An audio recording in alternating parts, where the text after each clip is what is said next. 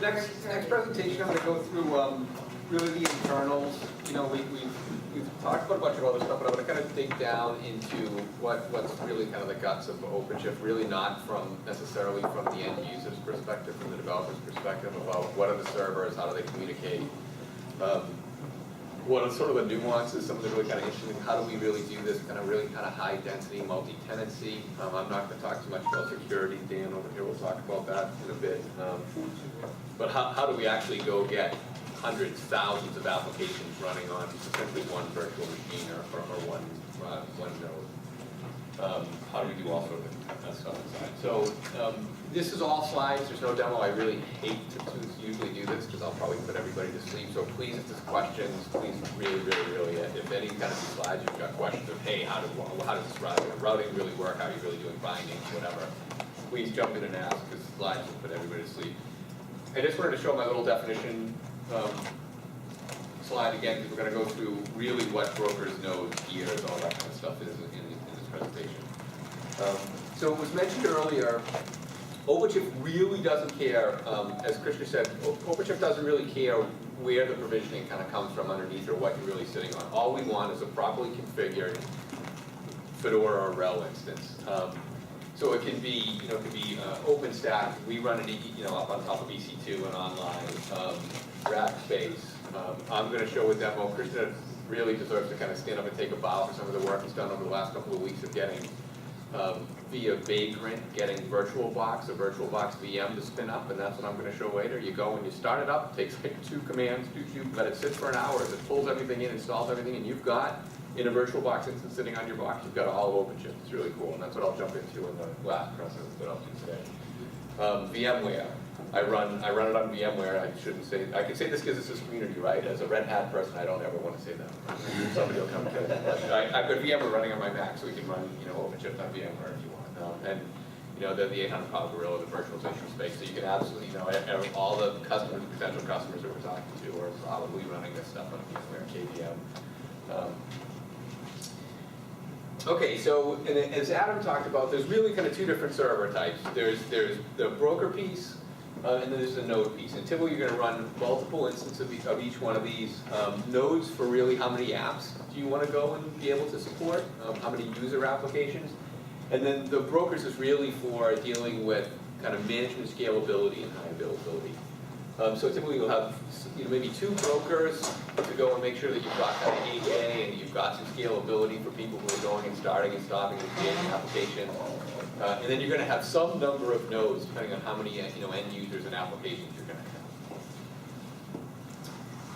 to have. Behind the broker, again, as I think Adam mentioned, there's a couple of pluggable pieces, and I think it's important to note, I don't think kind of plugins is on the definition slide, but plugins is kind of another idea that we've got where we probably will see a lot of kind of community contribution where a lot of the users, Origin users right now, are doing extensions or customizations, because this is how the broker is going to go and hook into your authentication and authorization, your security infrastructure. How you're going to go and integrate into your DNS. So it all comes out of the box, but the first thing that our enterprise users or the Origin users are going to do is, hey, my company has its DNS infrastructure. How do I go and integrate, not with the DNS that comes out of the box with this, but I want to integrate with the DNS infrastructure. Or I've got my corporate LDAP system that maintains all of my credentials for all my users. How do I go and integrate with that? So these are kind of the plug-in pieces, and there's APIs for these of where you would typically kind of go and extend an Origin. If you've got plugins that you're going to go write that you think are generic or kind of generally applicable to the community, please kind of contribute those back. Push in a pull request. We'd love to see them. In a lot of these cases, these are kind of very infrastructure dependent that may not be generally applicable, but if they are, we'd love to get them up there, and hopefully we'll have a kind of list of plugins for a lot of these at some point. The broker today is a Rails application. I would love to see it be a JBoss application someday, but I'm going to lose that fight, so I won't go down that road. So what happens inside of a node, the broker really exposes a REST API and is backed by a MongoDB that maintains really all of the metadata, handles all the stuff that we just talked about on the other slide. We're going to talk more about kind of the nodes, where the applications live, and what happens and all the coolness that happens inside of a node. So we've got now multi-tenants, real serious kind of multi-tenancy going on right here. And up and online, if you go look at it, you could have South Korea and North Korea having applications on the same node right now. These are two guys who don't really like each other and they don't want their applications sort of sitting on the same node. But we've got to make sure that these guys are completely kind of isolated from the other applications on that node, but yet still have the power, all the power that we can really kind of truly allow. So as Dan will show later, he'll talk about kind of how SE Linux works and how it does all the kind of compartmentalization for each one of the applications that lives inside of one of the nodes. So once we go in for every application segmented for security for SE Linux, there's also another piece of how do we control the resources, because now we've got hundreds of thousands of applications running on one Linux instance. How do we go and control that some application is not going to be a runaway application to go and take all the CPU, take all the memory, essentially hog the whole box? So it's all really done through control groups, where we're going to be able to go in for that particular user, for that particular gear, and this is sort of that nebulous concept of a gear of it's got some sort of resource constraints. There isn't a process that's a gear. It's the user space that's created and all the kind of C groups control groups over that particular Linux user. So when an application first gets spun up, when you go say RHC app create, it's going to go through a whole bunch of steps, and I'll talk about this as we go through the slides. The first thing it's going to do is actually go create, in the simple case, I'll talk about scaled applications later, but for the simple non-scaled application case, it's going to go create a Linux user, and that's that UUID we've seen in kind of the demo. And it's going to go create a home directory for that user, and that's where all that application space is going to live. And it's going to go and create all the SE Linux constraints around that particular user, and it's also going to go and say, hey, these are the kind of the C groups things for this particular user. And for C groups, it's going to be based on the gear size. Lots of different gear sizes. You can say, hey, I want a small one that's going to give you a certain amount of memory, a certain number of processes or threads that guy can run. A medium gear is going to give you a little more. Those are the two that we support in online now. There's a whole bunch of categories. For Origin or for Enterprise, the sysadmins have complete control over what a gear means as far as the resource limits. And then inside of one of the gears, so once we've gone and spun that up, then that's when the actual cartridge comes into play. We've created the user, we've got the security around it, we've got the resource controls around it, and then I'm going to say, hey, somebody said I want a JBoss application. I'm going to go and take that cartridge and install that cartridge into the gear, into that new user space. I'll show you what directory it is, but inside of that user space, it's going to be installed from the cartridge. It's going to create all the whole directory structure, copy all the files, start the particular, that stack up, start up JBoss so the Java process comes up. And then for a non-scaled application, if you say, hey, go add me Postgres, in the case I think somebody had asked for Postgres earlier, what's going to happen is it's also going to install Postgres in that same year, in that same single user space. It's going to go and spin up Postgres. So they're both, for the non-scaled application, I think this is important to note, that for a non-scaled application today, both of those guys are going to be living in the same gear, so they're both going to be having to use the same kind of resources. They're still going to be limited by the same kind of set of resource constraints. Can I bring that up because we'll talk about scale stuff too. Any questions, Dan? So gear is basically a Linux container for in the LXC space, it's C groups. I'm going to defer to a Linux guy because I'm not. It's not a Linux container because we don't actually use LXC, but we use the kernel level C groups, which is which is also a technology that LXC utilizes. Okay, so it's a lower level it's lower down in the kernel. It's way too much. Yeah, I'll wait. We both use the same mechanism for resource constraint. I'll say that. But it's not. We both use C groups. There's no such thing as a Linux container, so start with that concept. Wow. Is there another question? Okay. So all the databases, you get an instance of database. You're not using shared database resource. The broker uses a MongoDB for the broker's database, so to manage all of the metadata for users and accounts and all that kind of stuff. In the user space, each user or each application is spinning up instances of their own database. Nothing is shared. From the user space, nothing is shared, period, because that's the sort of North Korea, South Korea problem, right? Everything is really siloed and compartmentalized to make sure that they can't see each other. So when you want a database, you get your own database.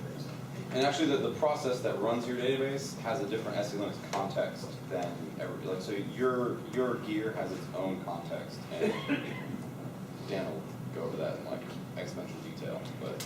If you write an app that, or you have two apps that share the same database,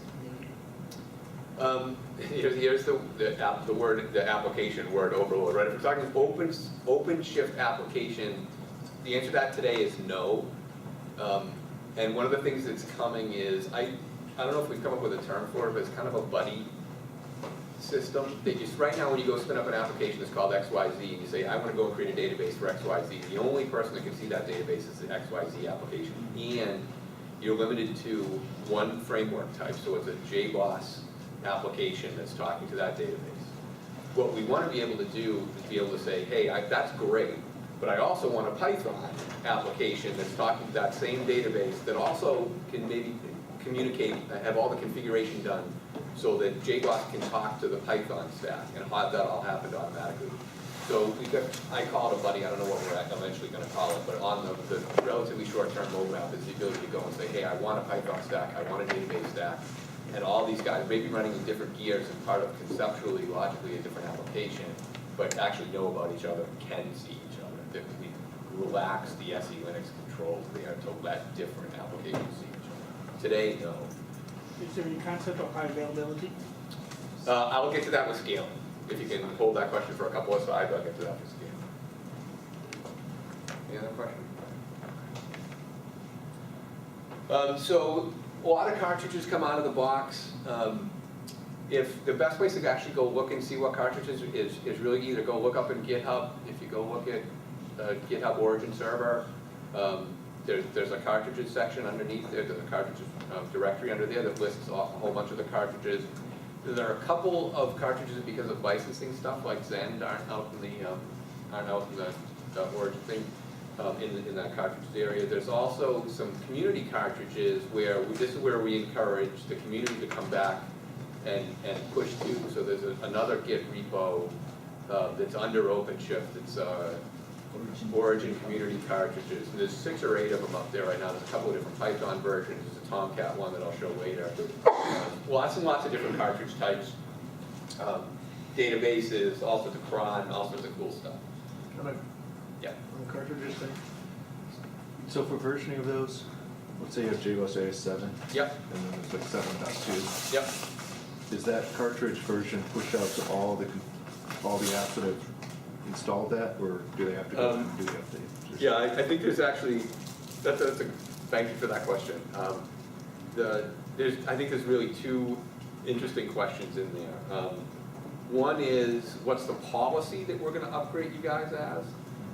And this is really speaking more towards online, right? I'll tell you what our online policy is, and then depending what the Origin or enterprise project is completely up to the sysadmins how they want to push this out. We want to maintain as best we can backwards compatibility. So we will upgrade, and I'll use JBoss as an example. EAP is the enterprise version of AS7 that's out there right now, and with EAP6 you can go spin up a cartridge right now with EAP6 and it's 6.0. Behind the scenes, a couple of sprints ago, so probably 6 weeks ago, you went to bed one night and you were running 6.0, and you woke up in the morning and you were running 6.01.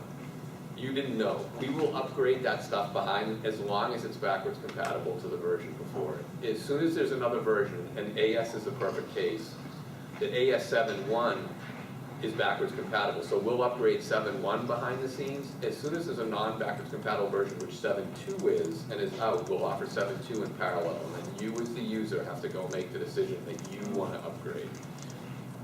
So if you were going to do, just speculate, if you're going to do it like in an Origin or enterprise environment, you'd have to basically have different cartridge names, RPMs, whatever else packaged differently to be able to support both. The versions, and that's I think the other really important part of that question is, in cartridge V1, I'll talk about V1 and V2 in the last presentation of the day.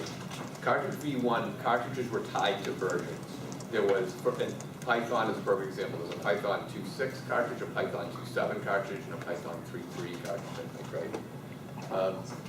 And that's problematic, right? There's so much overlap between those. There's a lot of just wasted code. It's just, it wasn't. So in V2, you actually create a Python cartridge, and one cartridge can support multiple versions. And the design of the cartridge, which I'll talk about later, is much better. But yeah, a lot of it has to do with kind of what's installed in the box, right? It is what version of JBoss is installed, and you do share whatever the cartridge are pointing at. Any other questions? Yeah. High availability, is this Yep. a good time to ask? This is the slide. Perfect time. Database? Not yet. So with scaling, when you go and create an application like we've seen, you get everything really essentially running inside of one gear. You go create your JBoss stack, Python stack, whatever. You add a database, it all runs inside of that same gear. That's great for development. When you really want to go and scale this stuff out, if you just pass the -s flag in, it's going to say, hey, create me a scaled or scalable application. And this is essentially what happens. You're going to get multiple gears, or potentially multiple gears now, all running inside of the same application. Horrible term again. But what happens when you go and create a scaled app, and I'll stick with JBoss, it'll spin up a JBoss stack. It's also going to go and spin up an HA proxy instance on the primary gear. So you've got one JBoss running with HA proxy. And that HA proxy instance is going to be the load balancer for your scaled application. And then if you go and scale up your application, go say, hey, I actually want 2 instances of JBoss. It'll go spin up a second gear where there's a JBoss stack. The HA proxy on the primary node will get updated and start load balancing automatically between those 2 gears. Yeah. Can you guarantee, or is there a flag you can give to say that these are on multiple machines so that if you're not tied to, your application isn't tied to one machine? In online, we do that automatically to make sure that there is, if one of the nodes actually goes down. And you can control that for Origin and Enterprise. A lot of the kind of answers like that are going to be sure you can do that. We do that for online today, so you could absolutely do that in Origin. A lot of that has to do, like in Origin, if you're running with one node, there's nothing you can do. But yeah, we do that now. If it's possible, if there's a node that can host the other gear, we'll put it on another node. Okay. Yeah. Is there an easy upgrade process if you start out as a non-scalable and to move to scalable? No. That's a problem we recognize, and one of the things that we're kind of re-architecting right now is at the kind of implementation level, every application will be scaled. And whether you decide to flip it on or not, then it's up to you. Today, there isn't an easy upgrade. What you really do is you've got to go and create a scale that you can take a snapshot of. Just redeploy your code. Yeah, I haven't found that to be a particular problem for me, because usually I could restore my app from GitHub, or if it's a Git repo that you can use as your starter, then you can have a kind of staging quality and then a scaled quality, production quality, that's a separate tier. And there, with the command line tools, there's also RHC snapshot that will snapshot your app along with the database information. And then if you create a scaled app in OpenShift like nomenclature and then restore from that snapshot, then it's scaled. Okay. It's not a pretty solution, but it's how it's possible right now. In the future, like I said, we're gonna make We've got it's going on right now to fix that, to make everything from the implementation perspective scalable. And whether it's scaled or not then becomes up to the user versus having to make some arbitrary choice. Okay. Yeah. So if you, let me get to this or not, I don't know.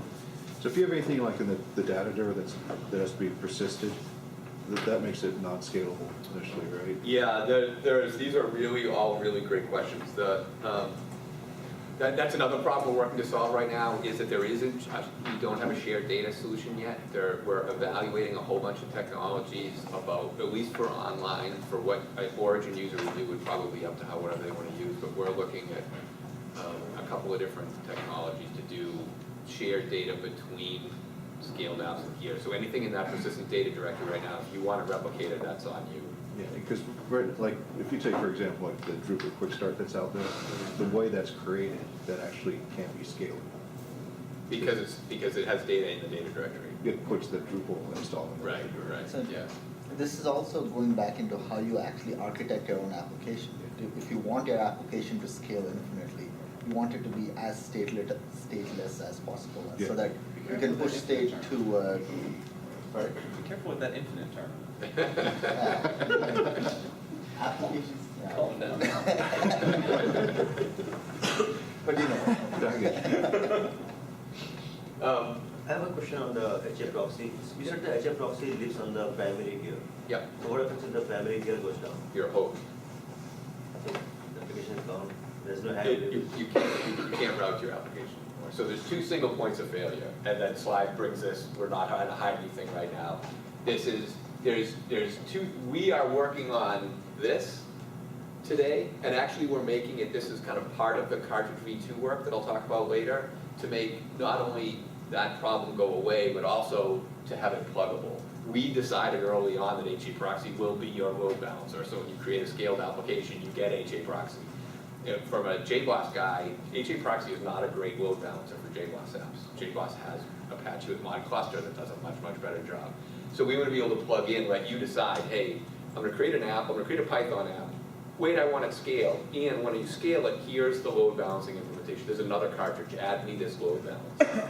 And if we can go spin up multiple versions of that load balancer, so then you have HA with the load balancer tier.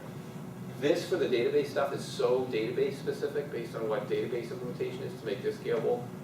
We're working with a whole bunch of partners. Thank goodness we've got partners for a lot of the databases out there that they are taking the responsibility in some sense of making scalable cartridges, right? But that's going to be very kind of different based on whether they're hot, cold, whether you're running really parallel instances of a database. It's going to be very database implementation specific. But we're working with a lot of partners to scale this tier, and that one we're working on ourselves right now. Do you have like integration with typical things like the Red Board project in OpenStack, like database as a service? I don't know. I'll have to defer to an OpenStack guy. If you have any services running outside of OpenShift, outgoing network connections from the gears are totally possible. So any services running outside of OpenShift, you can connect to. So Yeah, I'm I assuming, mean, like say you're deploying application, you wanted to use like, say you have like MySQL as a service and other different things like that. Yep. Have it use like the underlying stuff instead of spawning new VMs. Because you might have like, this stuff might be running on like physically there with SSD disks instead of spawning virtual machines. We're not spawning virtual Yeah, machines. yeah, we have no virtual machines. Okay. A gear is not a VM. Yeah, but it's running inside of VM, isn't it? It's running inside of Linux. Linux may or may not be a VM, but it's running inside of Linux. But I mean, you can run OpenShift on bare metal if you want, and it just carves it up at the OS layer. So we do multi-tenancy at the OS layer instead of on top of some type of vert stack. And you can definitely connect, it would be manual, if there's a database, and if there's an Oracle database that's sitting out, you're running Origin or the enterprise version, you want to connect, right, I know, but that you connect to some database that's in your infrastructure, right? You want to connect to it, there's nothing to stop you from doing that. We don't have a XYZ database cartridge, right? But you could go either create one on your own or just configure the stack that you've got to point to your database. It's this, when we go and embed MySQL, Postgres, Mongo, all the integration between here we do for you. There's nothing you need to do. We do all that integration ourselves. There'd be no problem creating a cartridge which doesn't contain any actual software code, it just points at an external database service. Yeah, we've got a do-it-yourself cartridge now that essentially spins up an empty gear. So there sort of already is that. But if you I want, think he's talking about a plug-in cartridge. So I have a cartridge that doesn't start MySQL, but you just set the environment variables for where it is. And it will publish that to yeah, that'd be really easy to write. Yeah. Or like a custom in-house kind of thing. Yeah, right, a cartridge that just automatically does the pub sub to configure everything. Yeah, that'd be really easy to write. It'd be a very little cartridge. Can we do it this afternoon? Yeah. Yeah. All right. You're the lead on that. I have to just feel for it. Well played. The other piece I'll just touch on kind of quick is the messaging piece, the M collective piece that kind of sits in between. So how do the brokers and the nodes communicate? You come up as a user, say, hey, create me a JBoss application. You're talking to the REST API, to the broker. The broker goes, what happens then? The broker says, okay, the guy's, he's got an account, he's authorized, all that stuff's great. And then there's the communication mechanism is mCollective that the broker uses to talk to all the nodes, and it'll send out a message to all the nodes. So there's an mCollective client kind of thing, and it's really kind of straight messaging. It's ActiveMQ or Qubit or whatever you want underneath. It'll send out a message to say, hey, all you nodes out there, somebody has asked for a JBoss medium gear. Can you handle this? And the nodes will come back and say, yep, I've got space, I've got gear space to go and handle that. And then the broker will send a message back and say, okay, you're the guy, go and install this particular application on the node. So all that kind of inner broker, between the broker and the node goes through this messaging system. One of the things that we're also looking at doing is making it, that kind of algorithm about how to make a decision about where it goes more flexible. You could have, it's something we've been talking about a lot, and I'd love to kind of hear what the feedback was, is if you've got different things installed. Right now all the nodes are pretty much homogeneous about what cartridges are installed.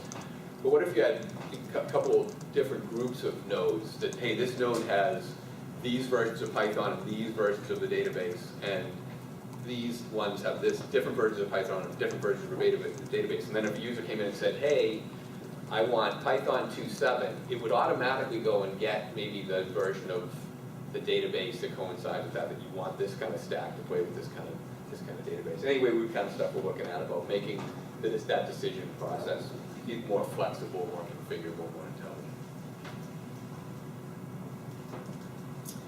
intelligent. Okay, HTTP flow. So if you go back and look at the little kind of template app, you've got a browser out there, you've created your application. No communication to the broker anymore. Once your app is created, the user's not talking to the broker anymore unless he's just saying start, stop, delete. That management stuff goes to the broker. Everything else, once you've gone and created your app, your browser, your Git, whatever you're doing to go push applications is talking straight to the node. How do we handle this? This is really, really a big one. And when you go to run into cartridges, when you're writing cartridges, this is something that you really kind of got to understand about how we handle this multi-tenancy. Because each one of these nodes really has only got one real routable, one real IP address. So we've got an Apache running on every node, and that Apache is doing multiplexing for all the HTTP traffic that comes in. And we've got, say in this case, we've got a couple of different gears running that are running two different applications. Each one of those applications is binding to a unique loopback, a 127 dot something. And it's got its set of ports, so we don't have any port conflicts because everybody's got a unique loopback. But those applications are not directly routable. Everything gets proxied through, all the external traffic gets proxied through this Apache proxy that's sitting on the node.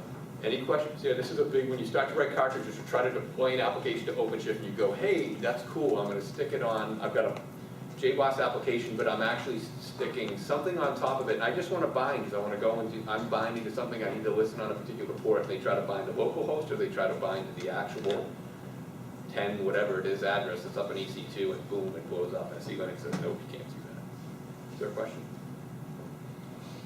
Okay. What do you bind to? Excuse me? What do you bind to? You bind to the unique loopback, which is an environmental variable that's made available to your application that says, and it's, Okay. you can pull it from your app, and that's the one you've got to bind to. And there's also a list of ports that SC-Linux will allow you to bind to, but you've got to bind to that unique loopback.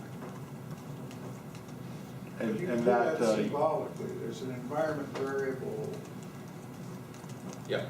and that local IP address varies by application. It gets right. It gets, when you go create an application, that unique address is assigned to you. Yeah. There's a different address per gear. Yeah. This is a big one. I mean, I'd say, I don't know if there's a significant percentage of users who go and deploy applications and they run right into this. Hey, my application pulls up. It works great on my laptop, or works great on my server. Boom, why doesn't it work up there? And you go and dig through the logs and it's, hey, there's a binding permission problem, and that's it. So typically that's really one of the things, one of the real kind of major things different between when you run locally and when you're running an online or really good version. 10,000-foot view. So I would kind of want to take it really from this side for us, right? What are really the interfaces that the user is going to see, and who's he talking to, and what's happening? All of the dev tools, command line, the GUI, the console, there's a Java client if you're using the Eclipse plugins. Any of that stuff is talking to the broker, and the broker is going to handle all that management stuff. The broker is going to talk to the nodes, and then the interfaces to the actual applications themselves are either Git or it's HTTP. So How about get the over SSH? SSH. SSH, yeah, well, I'll actually, when in the real kind of quick demo, because you're creating a user, when you go and create an application, it creates you a Linux user, and you're going, and part of that process is your account has certificates associated with, keys and certificates. So it's actually going to go and associate with that particular user your certificate so that you can now SSH up into that gear. So you can do that. That's what right in that beginning of the demo. The first thing, you create an application and SSH into that application so you can see your directory space and you can now see what's in the data directory. You can make whatever kind of local changes you want to do, look at the logs, whatever. So another question. We're looking at, particularly for Origin and Enterprise, coming up with something out of the box that does non-HTTP multiplexing so that you can expose protocols that aren't HTTP based necessarily.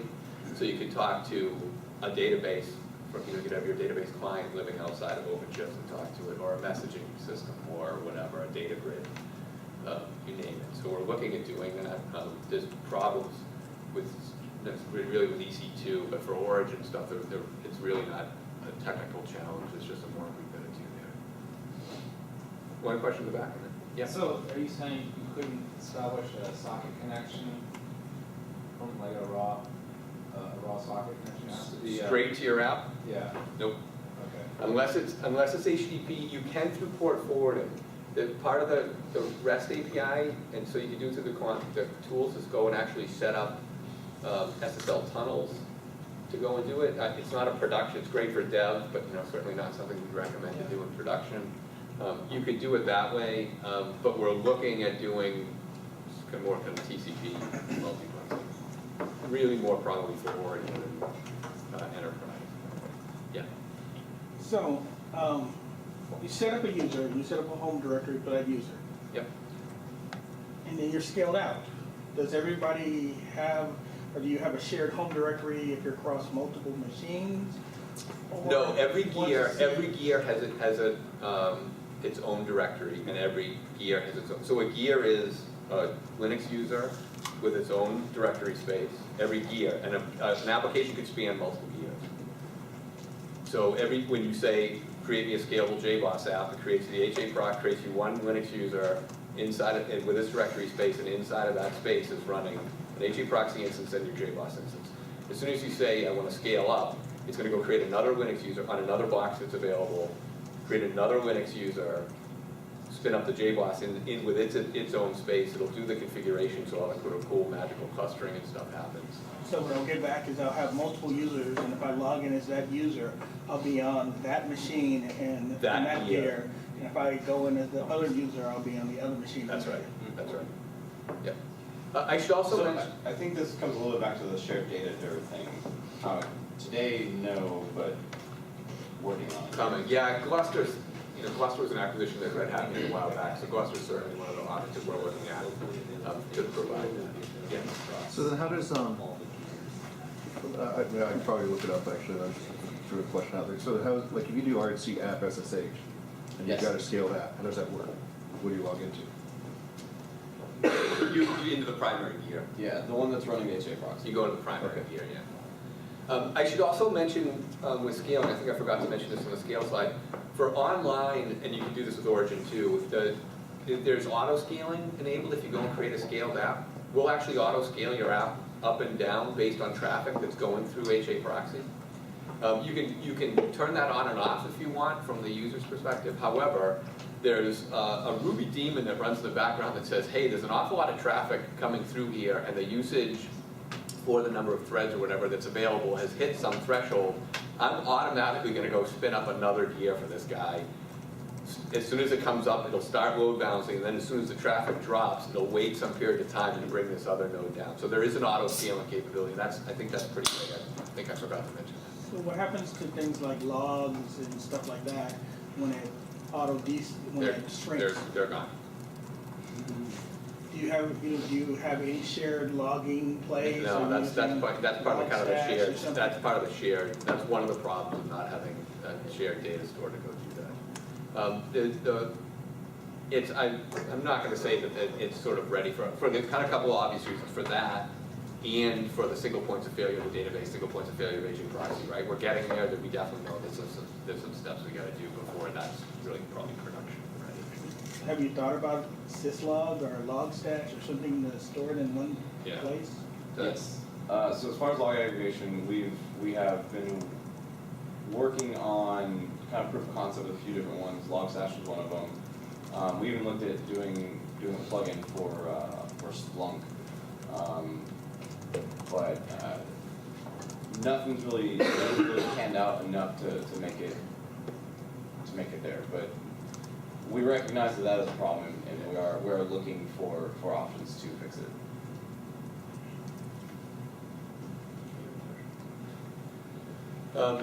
Okay, so that's all I've got for kind of the internal slides. There's just a couple here that I'm gonna go, these are sort of plugs for where to go look. And I'm telling you, I cannot highlight this. I will show this at the very, very end of the day as part of my Cartridge thing. This is the stuff that Krishna did. I think this is really the coolest thing in the whole. First, go spend 5 minutes if you have it online. Go spin it up, it's free. You've got some free applications, play around with it. If you say, wow, this is cool, the next step that I really recommend is go to that link, 2 simple little commands, kick it off, and you will have Origin running on your laptop or on your server, and sit and wait for an hour while it downloads and configures everything, and then you've got a VM running with all of OpenShift sitting on your box. You have to do that, it's great. And the other thing is it's always going to be pulling from Origin. You want to go spin up another one, go, if you want to go get the latest, spin up another one and do some updates, and you're good to go. You do that on bare metal? I got a Yeah. crash and burn box at home. Vagrant won't run against bare metal, but internally that is using the Puppet scripts and you can run that. Okay. Yeah, so in the docs on OpenShift.github.io talk about how to deploy using the Puppet. You can use that right on bare metal. Okay, because I've got this box at home and not good for much anything else. Yeah, give it a shot. Yeah, I mean, it's this Fedora 18, so for F17 or for F18, you're. At this point, I think F17 is probably a bit dated, so if you don't want to use 17, use 18 instead. And I've also moved these instructions onto the GitHub.io site, so you can see it all there. It's all in one. It's on 18 now. It's actually triple booted, but it's on 18 now. In fact, I've been thinking of moving it to 19. 19 is probably too early for me, because 19 is going to Ruby 2.0 and probably the next version of Rails as well, so there's going to be changes. Yeah, we've got that. We are, however, we are working on, so we have OpenShift Origin. It won't be the full spiel that you can build off of the source in Git, but it's going to be the broker, the node, and a handful of cartridges. We're working on making a Fedora feature. However, Fedora moves really fast, so we are continuing to work on it, but that is on the roadmap. But it'd be in 20? We hope to make it in 19. We're trying. We're trying to make it in 19. If not, we'll have to push back to 20. But as soon as possible, we'll have it in as an official feature. Krishna, your website is down right now. Or might be, yeah. So instead, go to openshift.github.io and the Puppet and the Vagrant scripts are there, so they'll just repeat that. And, are you running that? One of the real reasons I think go to this is even when you go up online and play around with it, you can SSH in and see your little very scoped directory of what your application is. Everybody, particularly kind of sysadmins, are like, what is really going on up here? Like, I want to go see what Apache's doing, what Apache on the node is doing, how is all this stuff really configured? And the great thing to do really for this is, from the sysadmin side, is you can see everything running in one box. You can see all the config, you can twiddle with it, you can do anything you want. And for cartridge development, this is also really a great development environment. Instead of having to go stand up multiple servers and stuff, in an hour, start to finish, it takes you 1 second, it just takes an hour to get it set up. Now you've got a development environment for going to create your own cartridges, or hey, I want to play with a different, authentication plugin. That's a great environment to do it. I'm just curious, and I want to see what's really running underneath the covers, more from it than just what the user sees. That's a really easy way to go do it. Just a couple other really kind of quick slides that come out of time. There's a bunch of IRC channels, email lists, really that kind of separated between whether you're a user or whether you're a kind of community developer. If you're a user, there's a users list and pound OpenShift to go in and hey, I'm a user, I try to create an application, I'm having a problem. And then there's 2 dev versions that if you're running Origin locally and you're trying to Origin locally or you're trying to write a cartridge or a plugin or extend the kind of core broker technology or something like that, those are the other kind of channels. There's also a newer one that if you're really kind of interested in the node and specifically developing cartridges, there's also a dev node one that's relatively new. We're up there all the time. There's lots and lots and lots of Red Hat OpenShift people, and particularly in this room, there's a lot of, the community here is really pretty healthy outside of just what, is the Red Hat folks, and people who will be answering questions for you or have got a lot of experience with OpenShift that can help you out, may or may not be a Red Hat. Also on Pound OpenShift, some of the ops team from online hangs out there. So if you're having a problem and it needs attention from ops, we're out there. Forums, blogs, I think that's all. All right. Well, that's everything.